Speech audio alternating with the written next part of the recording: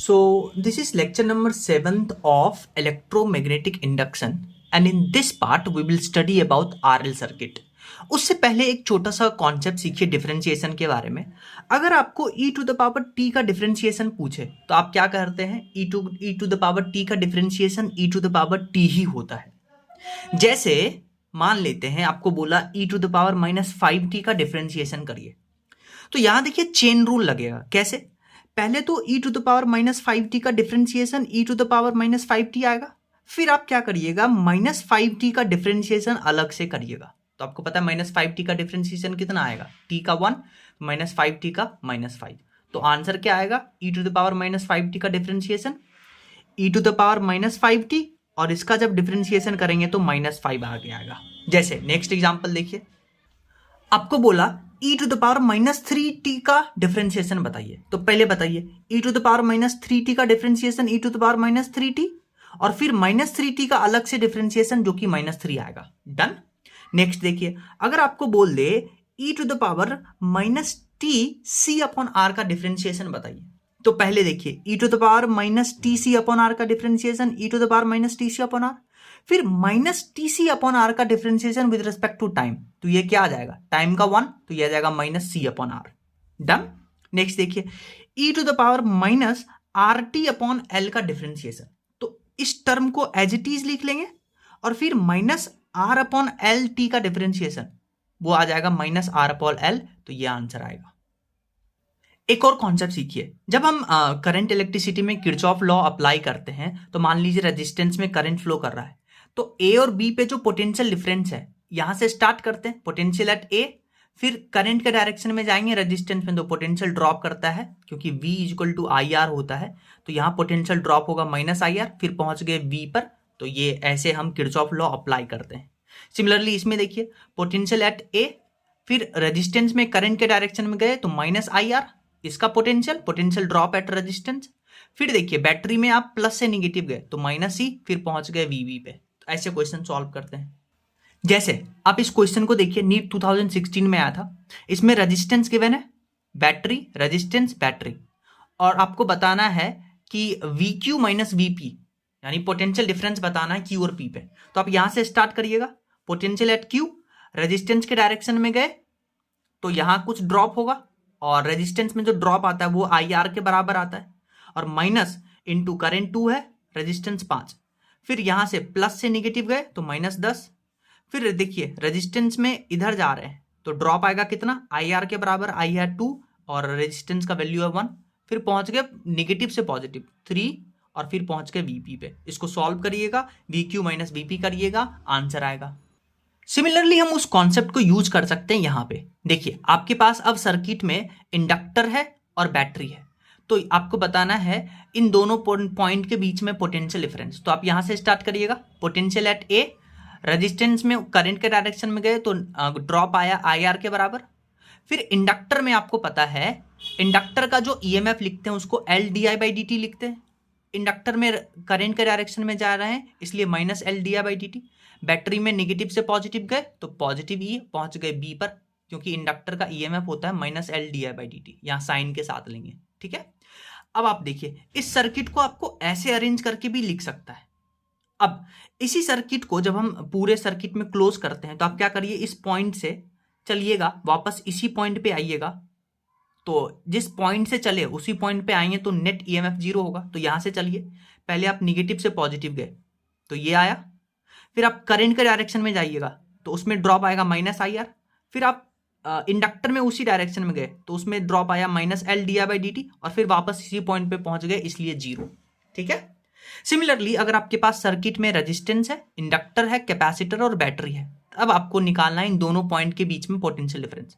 तो आपको पता है कैपेसिटर के लिए लिखते हैं Q = CV, तो कैपेसिटर में जो वोल्टेज ड्रॉप होगा that will be Q/C, sign के साथ रखेंगे। तो स्टार्ट करिए, पोटेंशियल एट P, फिर करंट के डायरेक्शन में रेजिस्टेंस में गए, ड्रॉप कितना आएगा? -IR, यहां ड्रॉप कितना आएगा क्योंकि इंडक्टर है -LdI/dt। अब देखिए कैपेसिटर में ड्रॉप कितना है? Q/C, पर पॉजिटिव से निगेटिव जा रहे हैं इसलिए -Q/C, फिर निगेटिव से पॉजिटिव +E, पहुंच गए VQ पे। ऐसे क्वेश्चन सॉल्व करना है। अब हम बात करेंगे आरएल सर्किट के बारे में। आरएल सर्किट में हम दो केस पढ़ेंगे। एक तो देखिए, रेजिस्टेंस और इंडक्टर को बैटरी के साथ कनेक्ट करते हैं और इनिशियली स्विच ओपन करते हैं। तो जब आप स्विच बंद करिएगा, इनिशियली बैटरी से करंट फ्लो होगा, यानी ग्रोथ ऑफ करंट की बात करेंगे। ये पहला केस है। दूसरा केस हम बात भी करेंगे डीके ऑफ करंट, लेकिन पहले हम ग्रोथ ऑफ करंट की बात करते हैं। तो इनिशियली जब स्विच ओपन था तो सर्किट में कोई करंट नहीं होगा, यानी t इक्वल टू 0 पे पहली बार हम क्या करते हैं, स्विच को क्लोज करते हैं। तो जैसे ही आप स्विच को क्लोज करिएगा तो अब बैटरी से करंट फ्लो होगा। अब ध्यान से देखिए, जैसे ही ये करंट आप यहां से स्टार्ट करिए, वापस हमको यहीं पे आना है, तो इसमें आप किरचॉफ लॉ लगाइए। करंट के डायरेक्शन में रेजिस्टेंस की तरफ गए, ड्रॉप कितना आएगा, IR के बराबर, माइनस IR के बराबर। इंडक्टर में ड्रॉप कितना आया, माइनस L di/dt। यहां देखिए वायर है, कनेक्टिंग वायर, फिर नेगेटिव से पॉजिटिव गए तो प्लस ही इक्वल टू 0, क्योंकि वापस जिस पॉइंट से स्टार्ट किए थे उसी पॉइंट पे आए। इतना समझ में आया। अब जब हम इसको बेसिकली अरेंज करते हैं और यहां पे हम इसका डेरिवेशन करते हैं तो ध्यान से देखिए कि किसी भी टाइम पे इस सर्किट में जो करंट निकालने का फॉर्मूला आता है, किसी भी टाइम पे इस सर्किट में जो करंट निकालने का फॉर्मूला आता है, इसको फर्दर डिराइव करके वो आता है I is equal to E upon R 1 minus E RT upon L, 1 minus E to the power minus RT upon L। ये फॉर्मूला इससे डिराइव होकर के आया है। डेरिवेशन की अपन बात नहीं करते। याद रखना है कि ये फॉर्मूला बताता क्या है। ये फॉर्मूला बताता है कि किसी भी टाइम पे इस सर्किट में जो करंट होगा वो बताता है। यहां E क्या है, हाँ, जो आपने बैटरी यहां पे सप्लाई किया है। R क्या है, रेजिस्टेंस का वैल्यू। L क्या है, इंडक्टर का इंडक्टेंस। और T है वो टाइम जहां पे आप करंट निकालना चाहते हैं इस सर्किट में। ये फॉर्मूला क्या बताता है, ये बढ़ती हुई करंट का इक्वेशन है जो आपको किसी भी टाइम पे करंट का वैल्यू देगा। ठीक है। अब देखिए, इसमें E to the power something आ रहा है, तो आपको यहां पे कुछ वैल्यू याद रखना पड़ेगा। जैसे अगर E टू द पावर 0 आता है तो उसका वैल्यू 1 होता है। E to the power infinite, उसका वैल्यू इन्फानाइट होता है। E to the power minus 0, उसका वैल्यू 1 होता है। और E to the power minus infinite, उसका वैल्यू 1 होता है, 0 होता है। और अगर E to the power minus 1 है तो इसको 1 अपॉन E के टर्म्स में लिख सकते हैं, जिसका वैल्यू होता है 0.37। तो ये वैल्यू आपको याद होना चाहिए। अब हम क्या करेंगे, इस फॉर्मूला में अलग अलग टाइम पे करंट निकालने की कोशिश करेंगे। बेसिकली हम 3 टाइम की बात करेंगे। एक तो t इक्वल टू 0 पे, एक t इक्वल टू इन्फानाइट पे, और एक टाइम लेंगे टाइम कांस्टेंट के बराबर। तो पहले हम बात करते हैं कि t इक्वल टू 0 पे इस सर्किट में कितना करंट होगा। तो देखिए, t equal to 0 when switch is just closed. तो ये फॉर्मूला था आपके पास। इस फॉर्मूला में आप t इक्वल टू 0 रखिएगा तो ये पूरा टर्म 0, और e to the power minus 0 वो 1 के बराबर आता है। तो देखिए 1 माइनस 1 यानी कि I 0 हो गया। कहने का मतलब क्या है कि जब आप t इक्वल टू 0 पर स्विच क्लोज करते हैं तो इनिशियली जो करंट होता है वो 0 होता है। ठीक है, इसका हम शॉर्ट ट्रिक भी पढ़ लेंगे, पर ये कॉन्सेप्ट है।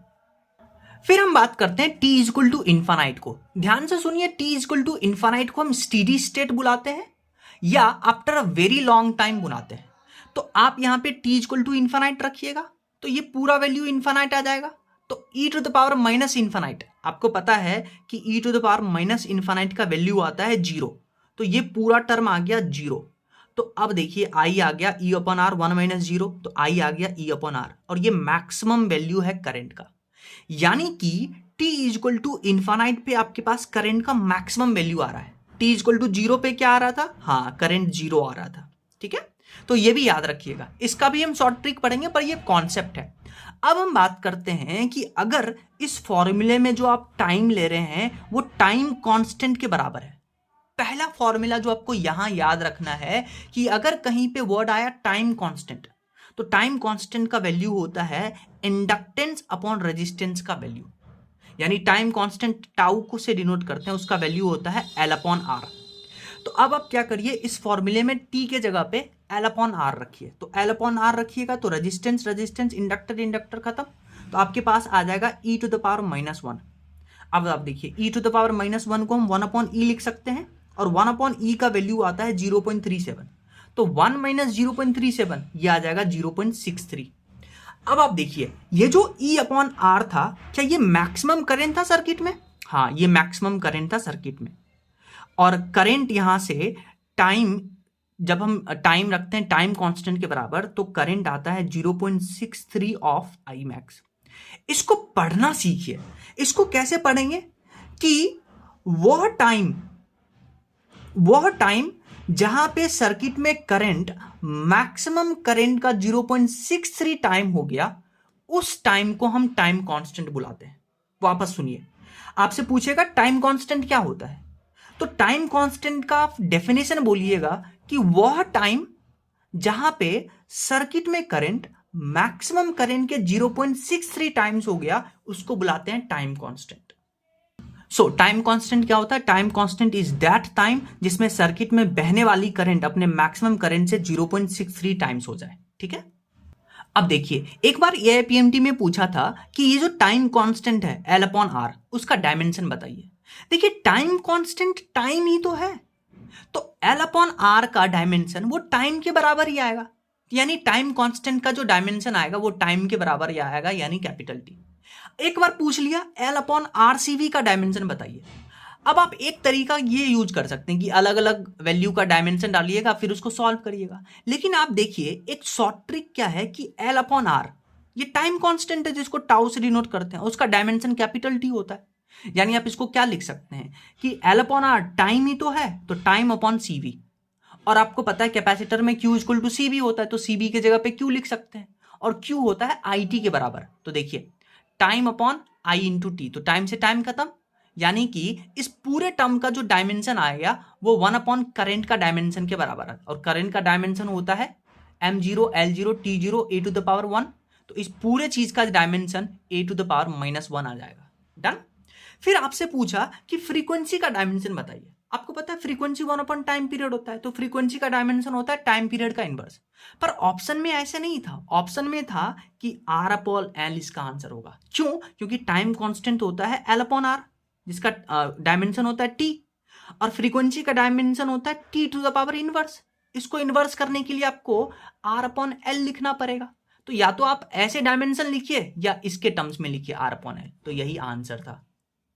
नेक्स्ट हम ग्राफ सीखेंगे। देखिए, आपके पास सर्किट में बहने वाली करंट जो टाइम पे डिपेंड कर रहा था, ये फॉर्मूला था। अब देखिए, log e to the power terms में आपको करंट निकालना है, तो ग्राफ कुछ ऐसा बनेगा। ठीक है, ग्राफ मैक्सिमम को रीच करेगा। ये जो मैक्सिमम वैल्यू वो e अपॉन आर के बराबर है। हम अभी पढ़ के आए कि I max e upon R के बराबर आता था। ठीक है, अब आप देखिए, वह टाइम जहां पे मैक्सिमम करंट जो है, मैक्सिमम करंट का करंट 0.63 टाइम हो गया, उस टाइम को टाइम कांस्टेंट बुलाते हैं, यानी L अपॉन आर के बराबर। तो ये ग्राफ याद रखिएगा और ये टाइम याद रखिएगा। ठीक है, अब आप देखिए, ये जो आपके पास फॉर्मूला निकला था, इसमें हम क्या करते हैं, rate of change of current निकालना चाहते हैं।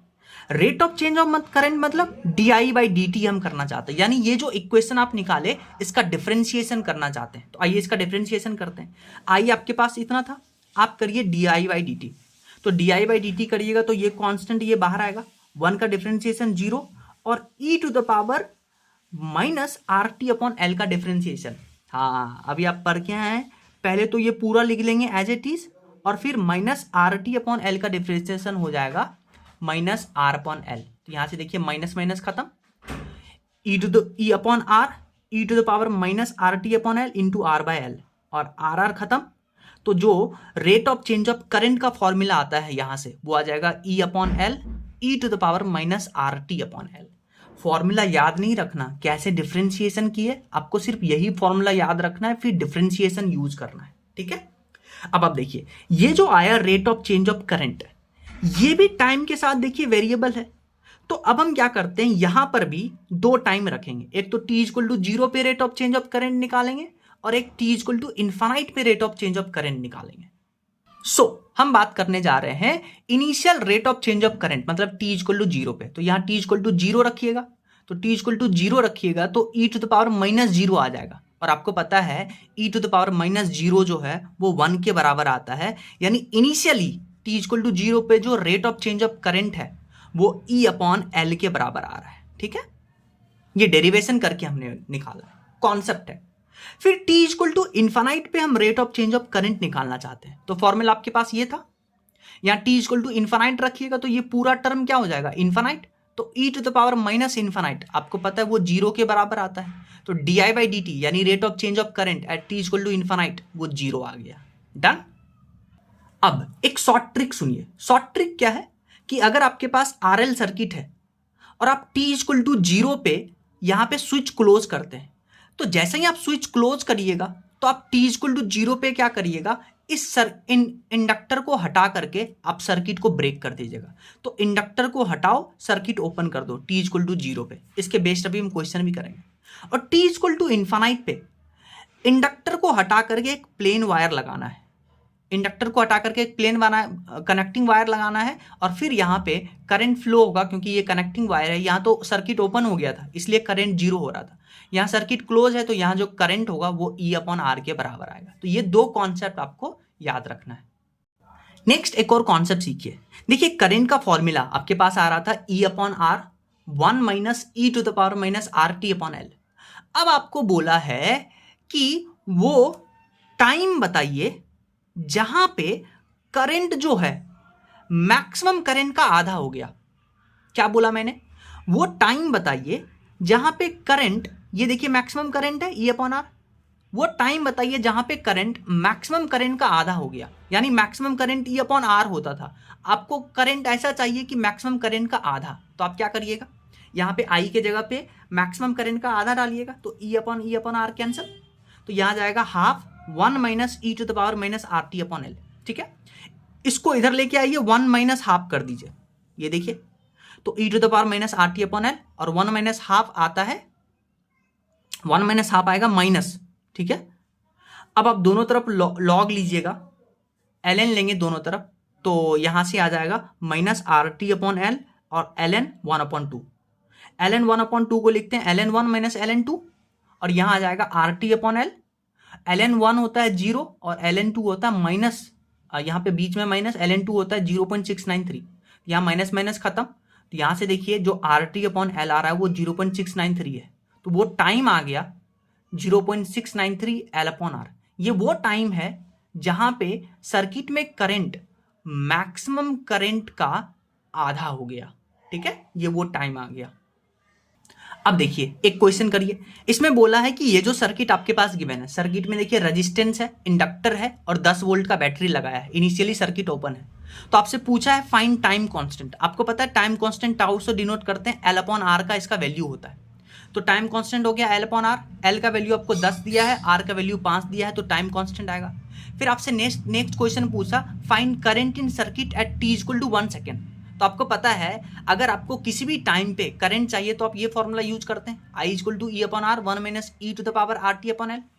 यहाँ पे रेजिस्टेंस का वैल्यू रखिएगा 5, इंडक्टर का वैल्यू रखिएगा 10, टी का वैल्यू रखिएगा 1, ई का वैल्यू रखिएगा 10, आर का वैल्यू रखिएगा 5, तो आपके पास इस फॉर्म में आंसर आएगा। ठीक है, अब देखिए आपके पास जो फॉर्मूला था ये था फॉर्मूला, इसका जब आप डिफरेंशिएशन करते थे यानी कि rate of change of current, तो आपके पास ये फॉर्मूला आता था।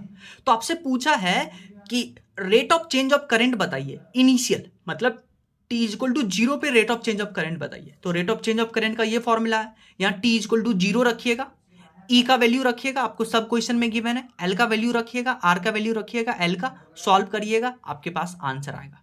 और यहाँ पे याद रखिएगा ई टू द पावर माइनस 0 1 के बराबर आता है। नेक्स्ट क्वेश्चन देखिए, इसमें बोला है time in which current reaches half of its maximum value.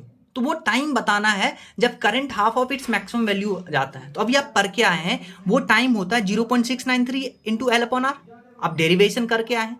तो यहाँ एल का वैल्यू आपको 10 रखना है, आर का वैल्यू 5 रखना है, तो वो टाइम आ जाएगा जब करंट अपने मैक्सिमम वैल्यू का हाफ हो जाएगा। ठीक है, नेक्स्ट क्वेश्चन देखिए, इसमें बोला find time when current in circuit becomes 0.5 ampere, यानी कि वो टाइम बताना है जब सर्किट में करंट 0.5 एम्पियर हो गया। तो नॉर्मल फॉर्मूला यूज करेंगे, यहां पे करंट के वैल्यू का रखेंगे हाफ, यानी 0.5 मतलब हाफ, ई का वैल्यू आपको गिवन है, आर का वैल्यू गिवन है, और यहां से टाइम कैलकुलेट कर सकते हैं आप। नेक्स्ट क्वेश्चन देखिए, आपके पास ये सर्किट है और आपसे पूछा है find current in the circuit at t equal to 0। आपको पता है टी इक्वल टू 0 पे, यहां देखिए 2 इंडक्टर था, टी इक्वल टू 0 पे इंडक्टर को हम हटाते हैं और सर्किट को ब्रेक कर देते हैं। तो ये सर्किट ब्रेक हो जाएगा, तो यहाँ पे करंट ही फ्लो नहीं करेगा, तो सर्किट को आप ऐसे रीअरेंज करके लिख सकते हैं। फिर आप normal I equal to V upon R लगाइएगा, वी है 8, टोटल रेजिस्टेंस होगा 2 1 3 1 4, आपके पास आंसर आएगा।